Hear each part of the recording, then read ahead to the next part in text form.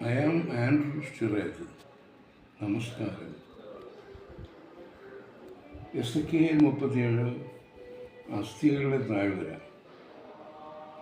ദൈവത്തിൻ്റെ ആത്മാവിനാൽ എന്നെ നയിച്ചു.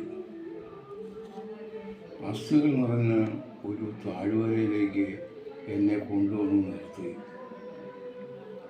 അവ ഉണങ്ങി വരേണ്ടിരുന്നു. അത് എന്നോട് ചോദിച്ചു, മനുഷ്യപുത്ര, ഈ അസ്ഥികൾക്ക് ജീവനുണ്ടാകുമോ? ദൈവമായ കർത്താവ് അസ്ഥികളുടെ മേൽ അരുളി ചെയ്യുന്നു, വരണ്ട അസ്ഥികളെ കർത്താവിൻ്റെ വചനം ശ്രവിക്കുക. ഇതാ, ഞാൻ നിങ്ങളിൽ പ്രാണൻ നിവേശിപ്പിക്കും, നിങ്ങൾ ജീവിക്കും. ഞാൻ നിങ്ങളുടെ മേൽ ഞരമ്പുകൾ വച്ച് പിടിപ്പിക്കുകയും മാംസം വളർത്തുകയും ചർമ്മം പൊതിയുകയും നിങ്ങളിൽ പ്രാണൻ നിവേശിപ്പിക്കുകയും ചെയ്യും. നിങ്ങൾ ജീവിക്കും. ഞാൻ പ്രവചിച്ചപ്പോൾ ഒരു കിലുകിലാ ശബ്ദം വേർപെട്ട അസ്ഥികൾ തമ്മിൽ ചേർന്നു. ഞാൻ നോക്കിയപ്പോൾ ഞരമ്പും മാംസവും അവയുടെ മേൽ വന്നിരുന്നു. ചർമ്മം അവയെ പൊതിഞ്ഞിരുന്നു, എന്നാൽ അവയ്ക്ക് പ്രാണൻ ഉണ്ടായിരുന്നില്ല. ജീവശാസ്ത്രമേ, 4 വായുക്കളിൽ നിന്നും വീശുക എന്ന് ദൈവം പറഞ്ഞു. അപ്പോൾ അവർ ജീവൻ പ്രാപിച്ചു. വളരെ വലിയൊരു സൈന്യം എഴുന്നേറ്റ് നിന്നു. ദൈവമായ കർത്താവ് അരുളി ചെയ്യുന്നു, എൻ്റെ ജനമേ, ഞാൻ നിങ്ങളുടെ കല്ലറ തുറന്നു നിങ്ങളെ ഉയർത്തി. എൻ്റെ ആത്മാവിനാൽ ഞാൻ നിങ്ങളെ നിവേശിപ്പിക്കുകയും ചെയ്യും. നിങ്ങൾ ജീവിക്കും.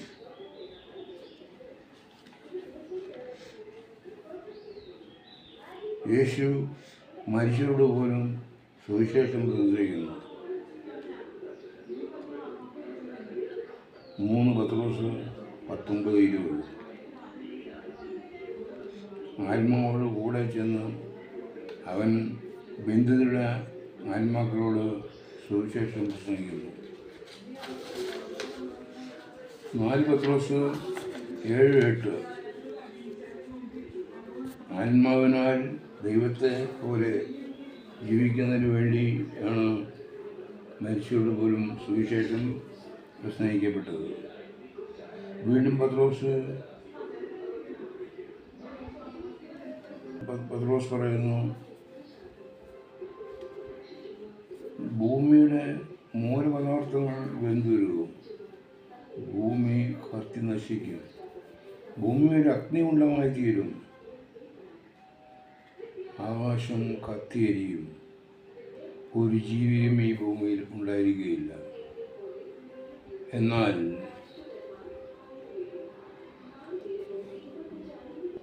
എന്നും എപ്പോഴും സദാസമയം ദൈവത്തെ സ്തുതിച്ചുകൊണ്ടിരിക്കും. ദൈവം എഴുന്നേറ്റ് അവരോട് പറയുന്നു, എന്നാൽ ഒരു ദൈവവും ഒരു നാഥനും ഒരു ജീവനും ഒരു രാജാവും.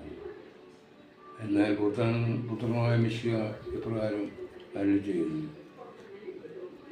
ഞാൻ എൻ്റെ പിതാവിൻ്റെ രാജ്യത്തിൽ നിങ്ങളോടുകൂടെ ആയിരിക്കുന്ന സമയം വരെ ഞാൻ മുന്തിരിയുടെ ഫലത്തിൽ നിന്നും നവമായി പാനം ചെയ്യുകയില്ല.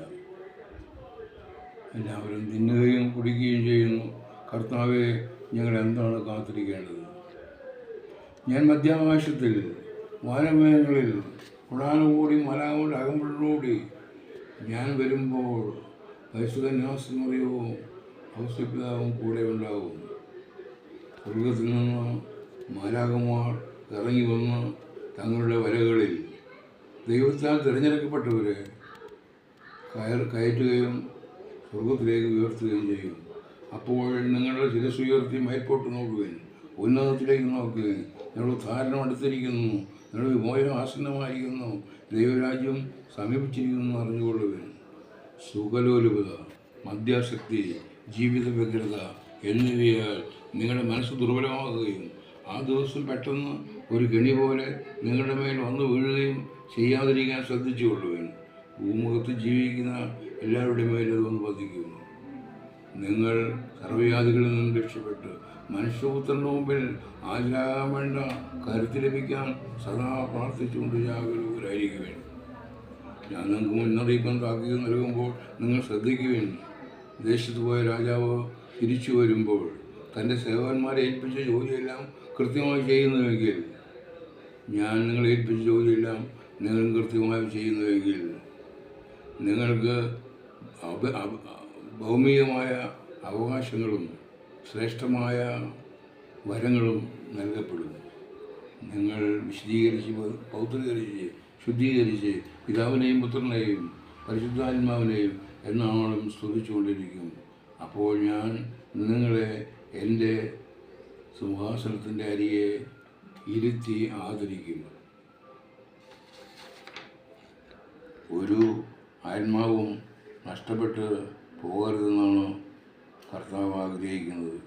അതുകൊണ്ട് തൻ്റെ രക്തം വില കൊടുത്ത് ഓരോരുത്തരെയും വിലയ്ക്ക് വാങ്ങി പിതാവിൻ്റെ കരങ്ങളിലേക്ക് ഏൽപ്പിച്ചിരിക്കുന്നു. Thank you Jesus. Channel subscribe ചെയ്യുക.